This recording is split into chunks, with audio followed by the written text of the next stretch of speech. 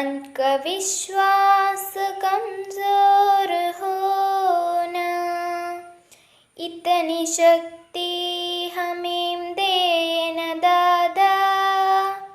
मन का विश्वास कमजोर होना, हम जलेने के रास्ते पे हमसे बोल कर भी कोई बोल होना, इतनी शक्ति हमें देना दादा।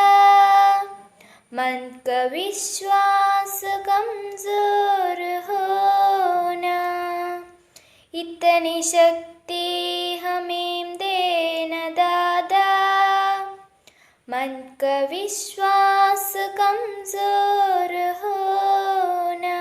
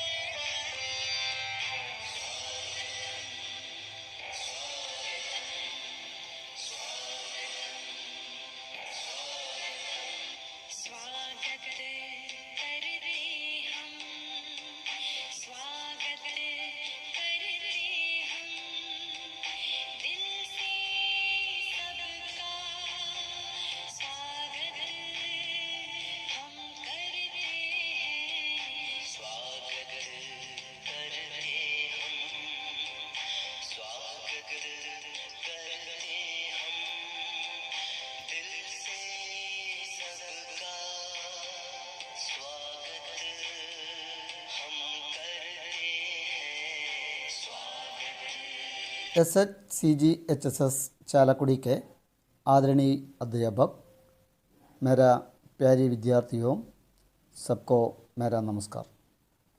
हमारी देशीय भाषा हिंदी एक भाषा होने के ऊपर एक संस्कृति का दिशा सूचक है। अंग्रेज़ी, चीनी की मंडारिन जैसी भाषाओं के समान दुनिया में अधिकांश लोगों बोलने वाली भाषा हमारी हिंदी। हमारा देश में विविध इलाकों में विविध भाषाएं हैं। विभिन्न भाषियों को एक माला में गूंथने वाली भाषा है हिंदी। सबको हिंदी दिवस की हार्दिक शुभकामनाएं। धन्यवाद। नमस्कार। हिंदी दिवस की शुभकामनाएं। 14 सितंबर हिंदी दिवस के रूप में मनाया जाता है। आज का दिन 14 सितंबर सभी भारतीयों के लिए एक गर्व का दिन है। जैसा कि आप सबको मालूम है, हमारा भारतवर्ष एक बहुभाषी देश है। दक्षिण भारत के लोग मलयालम, तमिल, कन्नड़ जैसी भाषाएं बोलते हैं, तो उत्तर भारत के लोग मराठी, गुजराती, पंजाबी जैसी भाषाएं बोलते हैं। लेकिन भारत में अधिकांश लोगों की भाषा हिंदी है। इसलिए शासन में, शिक्षा में और आपसी विचार विनिमय के लिए एक सामान्य भाषा की आवश्यकता है। क्या आपको यह मालूम है कि हिंदी हमारी राष्ट्रभाषा है? राष्ट्रभाषा माने नेशनल लैंग्वेज। हिंदी हमारी राजभाषा है। राजभाषा माने ऑफिशियल लैंग्वेज। और हिंदी हमारी संपर्क भाषा है। संपर्क भाषा माने लिंक लैंग्वेज। हिंदी सुंदर भाषा है। स्वतंत्रता आंदोलन के समय जनता में देश प्रेम की भावना जागृत करने के लिए नेताओं ने हिंदी भाषा का प्रचार किया। इस अवसर पर राष्ट्रपिता गांधी जी का नाम याद करना उचित होगा। आज़ादी मिलने के बाद ये हमारा दायित्व बन गया कि हिंदी का प्रचार प्रसार करें। केरल के लोगों के लिए हिंदी पढ़ना आसान है, क्योंकि मलयालम के कई शब्द हिंदी में है। इसका कारण है संस्कृत का प्रभाव। हिंदी में भी अनेक शब्द संस्कृत से आए हैं। भारत सरकार हिंदी पढ़ने के लिए छात्रवृत्ति देती है। छात्रवृत्ति माने स्कॉलरशिप। गरीब छात्र भी हिंदी पढ़ सके। हिंदी राजभाषा होने के कारण सभी सरकारी कार्यालयों में हिंदी पद प्राप्त है। हिंदी की लिपि देवनागरी लिपि है। जैसा लिखता है वैसा पढ़ता है। आप लोगों से मेरा अनुरोध है कि हिंदी भी सीखें, बोलचाल में उसका उपयोग करें, तब व्याकरण की ज़रूरत नहीं है। स्कूलों में हिंदी के कार्यक्रमों में आप भाग लें। इतना कहकर मैं समाप्त करती हूँ। जय हिंद, जय हिंद। सबको नमस्कार। प्रिय शिक्षकों और प्रिय छात्रों, आज 14 सितंबर का हिंदी दिवस है। मैं ढेर सारे प्यार के साथ इस दिन की शुभकामनाएं देता हूँ। कोरोना की इस स्थिति में हम स्कूल नहीं आ सकते और इस दिन को मना सकते हैं, लेकिन हम घर पर रहकर इस उत्सव में भाग ले सकते हैं। आइए जाने हिंदी, आइए हिंदी भाषा से प्यार करते। मैं आप सभी को एक बार फिर से हिंदी दिवस की शुभकामनाएं देता हूँ। धन्यवाद। നമസ്കാരം. ഇന്ന് നമ്മൾ ഹിന്ദി ദിനത്തെക്കുറിച്ചാണ് പറയുന്നത്. ഹിന്ദി ദിനം എന്ന് പറയുമ്പോൾ എനിക്ക് ഓർമ്മ വരുന്ന ഒരു കാര്യം, നമ്മൾ ഹിന്ദി സ്കൂളിലൊക്കെ പഠിച്ചിട്ടുണ്ടായിരുന്നു. നന്നായിട്ട് എഴുതാൻ അറിയായിരുന്നു, നന്നായിട്ട് വായിക്കാൻ അറിയായിരുന്നു, പക്ഷെ സംസാരിക്കാൻ അറിയില്ലായിരുന്നു. അതാണ് നമ്മുടെ ഒരു മലയാളിയുടെ ഒരു കുഴപ്പം. പക്ഷെ നമ്മൾ എവിടെ പോയാലും അതിനനുസരിച്ച് നമ്മൾ പെരുമാറാനും കാര്യങ്ങൾ പഠിക്കാനും നമുക്ക് സാധിക്കും. പക്ഷെ നമ്മൾ ഇവിടെ ഇരിക്കുമ്പോൾ തന്നെ നമുക്ക് ഹിന്ദി പഠിക്കാനുള്ളൊരു ശ്രമം വേണം എന്നാണ് ഞാൻ പറയുന്നത്. നമ്മൾ ചെയ്യേണ്ടത് വെച്ചാൽ നന്നായി ഹിന്ദി പ്രോഗ്രാംസ് ഒക്കെ ടി വിയിലൊക്കെ വരുന്നൊക്കെ കാണാം, മാതിരി ഓൺലൈനിലൊക്കെ ഇതുപോലെ പ്രോഗ്രാംസ് ഒക്കെ കാണാം. അപ്പോൾ മാതിരി ഹിന്ദി സിനിമകൾ നന്നായി കാണാം. അപ്പോൾ ചെയ്ത് നമുക്ക് കൂടുതൽ ലാംഗ്വേജ് കിട്ടാനുള്ളൊരു ഇതാവും. നമ്മൾ പഠിക്കുന്നൊരു ഭാഷയല്ല നമ്മൾ സംസാരിക്കുമ്പോൾ വേറെ രീതിയിലാണ്. ക്യാല എന്നൊക്കെ പറയുമ്പോൾ നമ്മൾ ഇത് ഹാൽ. അപ്പം പക്ഷെ ഞാനിതിൽ ഏറ്റവും വിഷമിച്ചൊരു കാര്യം, ഞാൻ ഗൾഫിൽ പോയപ്പോൾ സൗദി അറേബ്യയിലായിരുന്നു. ഹോസ്പിറ്റലൊക്കെ വർക്ക് ചെയ്തത് വലിയ 2 ഹോസ്പിറ്റൽസ് ആയിരുന്നു. അവിടെ ഒരുപാട് ഇന്ത്യൻസാണ് ജോലി ചെയ്തത്. അപ്പം ഈ മെഡിക്കൽ ഹോസ്പിറ്റലിൽ നമ്മൾ കുറെ ഫയലിന് വേണ്ടി വിളിക്കും. മറ്റ് ഡിപ്പാർട്ട്മെന്റ്സിലുള്ള ആൾക്കാരൊക്കെ നമ്മൾ പറയാം സുനിൽ ഭായ് ചാട്ടിലേക്ക് എന്നൊക്കെ പറയുമ്പോൾ നമ്മൾ ആദ്യമൊന്നും അറിയില്ലല്ലോ.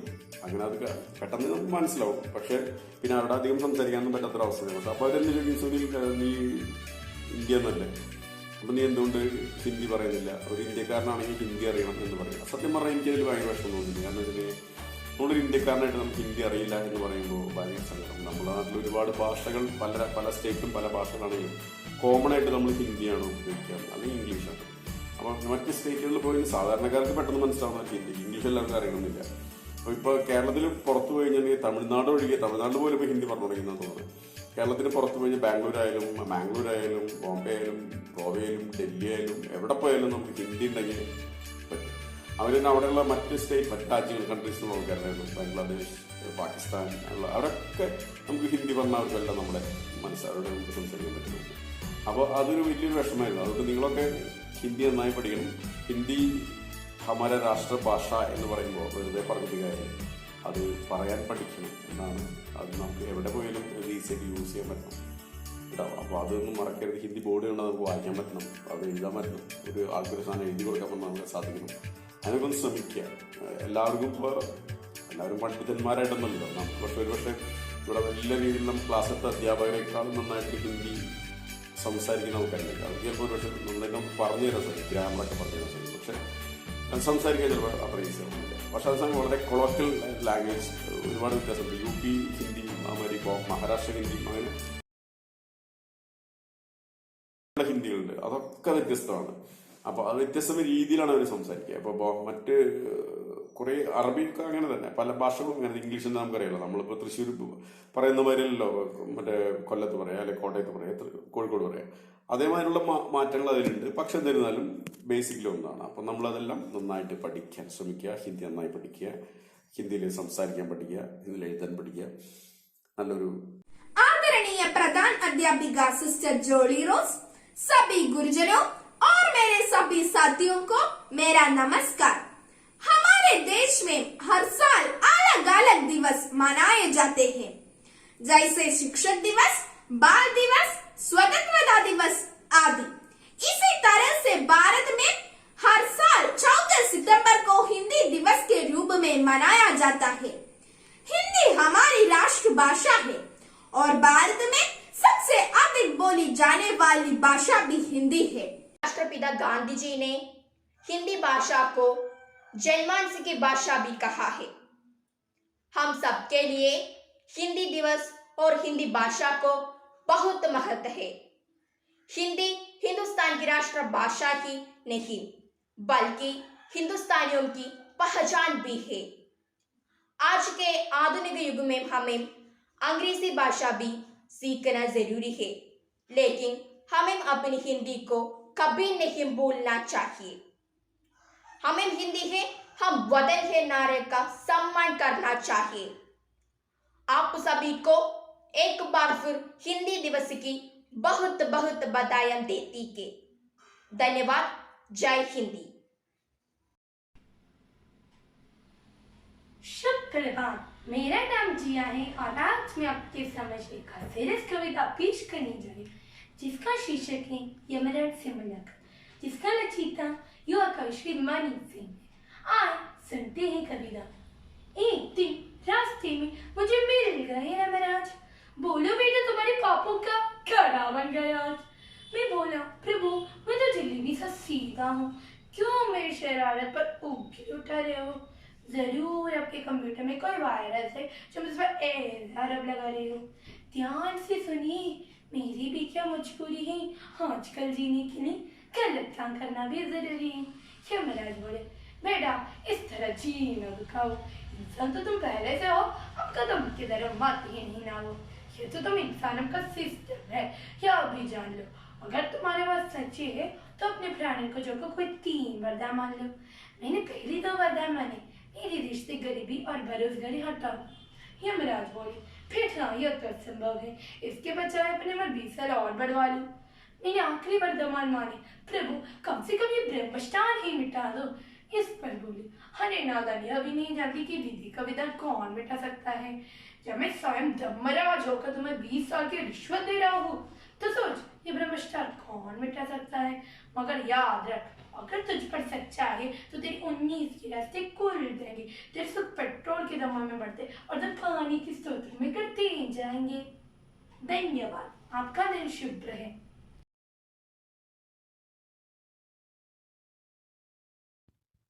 एक बार एक तालाब के पास 2 हंस और एक कछुए रहते थे.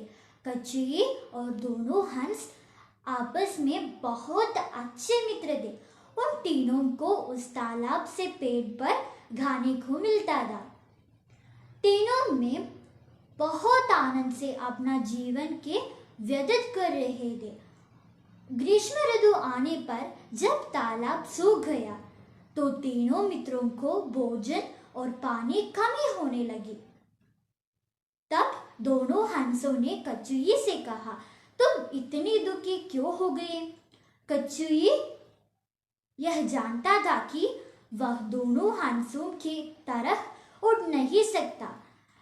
फिर उसने पता था कि वह बहुत धीमी चाल से चलता है, तो इस कारण उसे बहुत दुखी होकर अपने दोनों हंस मित्रों से कहा मैं तुम्हारे साथ बहुत दूर तक कैसे चलूँगा, मैं उड़ नहीं सकता. तुम दोनों उड़कर चले जाओगे, तुम मुझे बहुत याद आया करोगे. कछुए की बात सुनकर दोनों हंस एक पेड़ की शाखा लाई और कछुए से कहा तुम्हें चिंता करने की आवश्यकता नहीं, हम दोनों तुमको अपने साथ ले जाएंगे. अब तुम इस छड़ी को बीच से अपने मुंह से पकड़ लो, पर यह ध्यान रखना कि तुम्हें कुछ बोलना नहीं है, क्योंकि जब मुंह खोलोगे वैसे ही नीचे गिर पड़ोगे और मर जाओगे. अब तीनों अपनी इस विधि के अनुसार आकाश में उड़ते हुए चल पड़े। दोनों हंस बड़ी ही समझदारी से अपनी अपनी चोंचों में झड़ी का एक एक चोर पकड़े हुए थे और बीच में कछुआ था। कुछ देर बाद कछुए के कानों में कुछ लोगों के चिल्लाने के आवाज आई। देखो देखो, आकाश में एक कछुए और दोनों हंस उड़ रही है। कछुए ने सोचा, ये लोग मेरी हंसी उड़ा रहे हैं, मुझे इनको ठीक करना है। जैसे ही उसने कुछ कहने के लिए अपना मुंह गोला, वैसे ही वह नीचे जमीन पर गिर पड़ा और मर गया। दोनों हंसों ने अपने मित्र कछुए की गलती पर बहुत दुख आया, पर अब वे दोनों कुछ नहीं कर सकते थे। वे दोनों दूर कहीं दूसरे तालाब पर जाकर रहने लगे। कहानी तो हमने कछुए और खरगोश के दौड़ की भी सुन रखी है, पर उस समय कछुआ यह जानता था कि खरगोश तेज दौड़ता है और वह बहुत धीमी चाल चलता है। इस कारण वह अपनी समझ के अनुसार चलता रहा और खरगोश से पहले पहुंचकर दौड़ जीत ली थी। इस प्रकार खरगोश को अपनी तेज चाल पर जो अहंकार था, जिससे उसका नाश हुआ। परंतु यहाँ कछुए की सबसे बड़ी गलती यह हुई कि उसने अपने सच्चे मित्रों की बात पर ध्यान न देकर उन लोगों की हंसी मजाक पर ध्यान दिया जो उसका कुछ भी भला नहीं कर रहे थे। उसका परिणाम यह हुआ कि उसे अपनी जान से हाथ धोना पड़ा। हमें अपने जीवन में यह सीखना है कि चाहे कोई हमारी हंसी उड़ाए या हमसे मुकाबला करे, हमें अपनी समझ का सहारा लेते हुए केवल अपना भला चाहने वालों की बात अवश्य सुननी चाहिए। कछुए के दोनों हंस मित्रों ने तालाब सूखने पर कछुए को वहाँ अकेला नहीं छोड़ा, संकट में भी उसका साथ दिया। पर कछुए ने अपने अच्छे सच्चे मित्रों की बात पर ध्यान नहीं दिया। वास्तव में सुनना यदि चांदी है तो चुप रहना सोना है।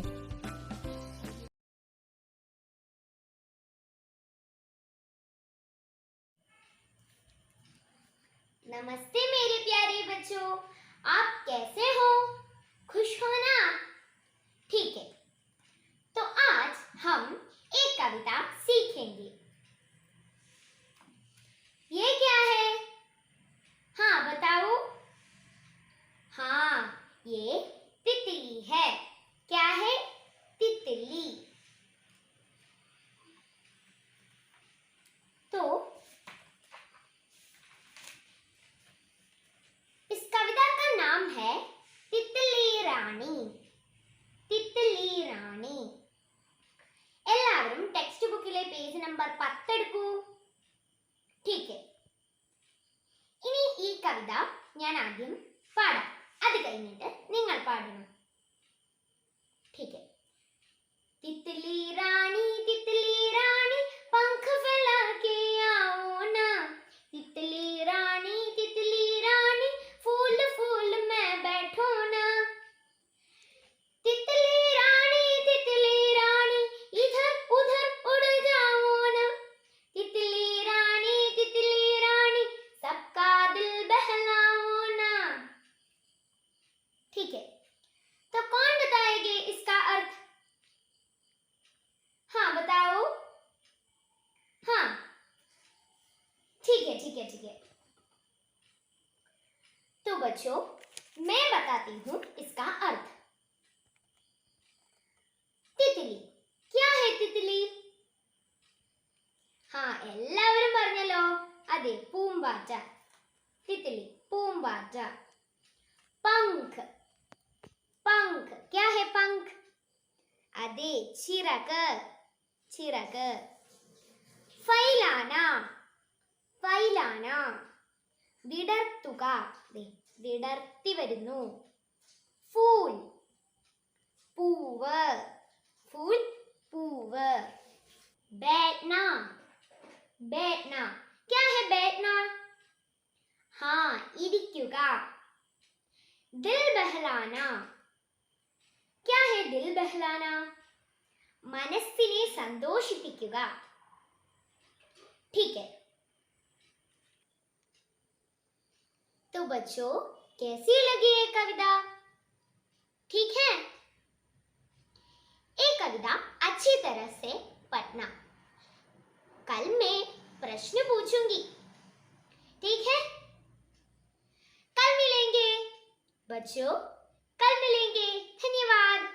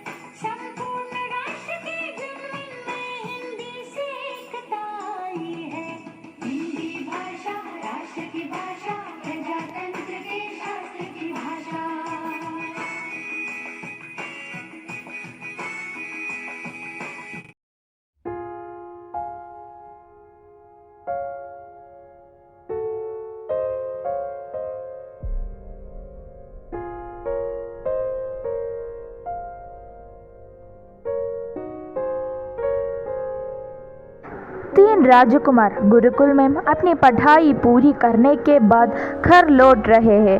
तीनों घने जंगल में गुजर रहे हैं. देखो वे उसमें क्या बोल रहे हैं. हम तीनों इस बात पर गर्व कर सकता है इसमें ज्ञान प्राप्त करने में. संसार में कितने कम लोगों को यह सौभाग्य प्राप्त होता है. पर हम सबका ज्ञान बराबर नहीं है. क्या मतलब है तुम्हारा? मेरा ज्ञान तुम दोनों के ज्ञान से अधिक है. कैसी मूर्ता वाले बातें कर रही हो? मैं तुम दोनों से बड़ा. मैं तो गुरुकुल आने से पहले भी पढ़ता था. मेरा ज्ञान तुम दोनों से ज्यादा है. मेरा पिता बहुत बड़ा ज्ञानी है. उनका पुत्र होना के नाते में तुम दो ज्यादा विद्वान हो. पिता से क्या होता है? मेरे तो माताजी देश की मानी हुई विदुषी है. मैं उनके पेट 9 महीने रहा हुआ. तुम दोनों मेरे मुकाबला नहीं करते. मेरे घर किसने बता महापंडित है. तुम दोनों मेरे आगे की बात है तो चले परीक्षा हो जाएगा. यही बात है. तुम दोनों अपने ज्ञान का परिचय दो. ज्ञान का परिचय ज्ञानी को दिया जाता, मूर्खों से नहीं. तुम मेरा अपमान कर रहे हो. यह ज्ञान का परिचय दो नहीं तो हम तुमको दंडा देगा. ये हड्डियां देख रहे हो. मैं अपने ज्ञान से बता सकता है कि ये हड्डियां शेर की है. बस ये तो मामूली बात है.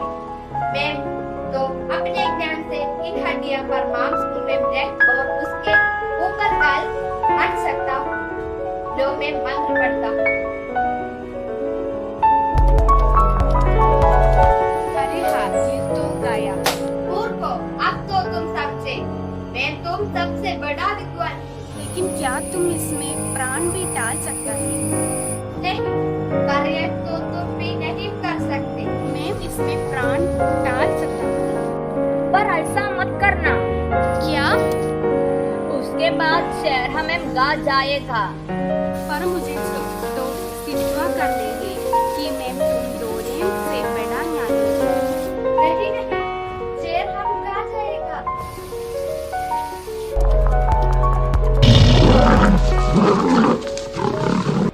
अब हम बच नहीं सकते।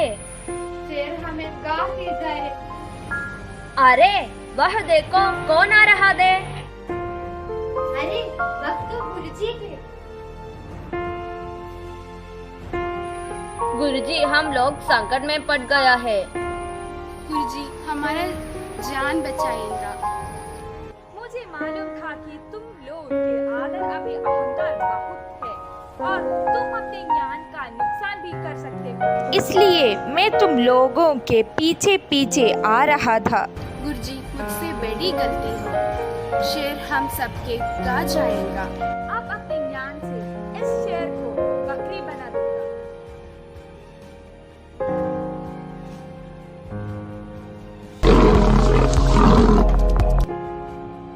शिष्यों, ध्यान रहे, वह ज्ञान जिससे अपना दूसरा का नुकसान हो ज्ञान नहीं बल्कि अज्ञान है। ज्ञान तो सबकी भलाई के लिए ही होता है। ज्ञान तो सबकी भलाई के लिए ही होता है।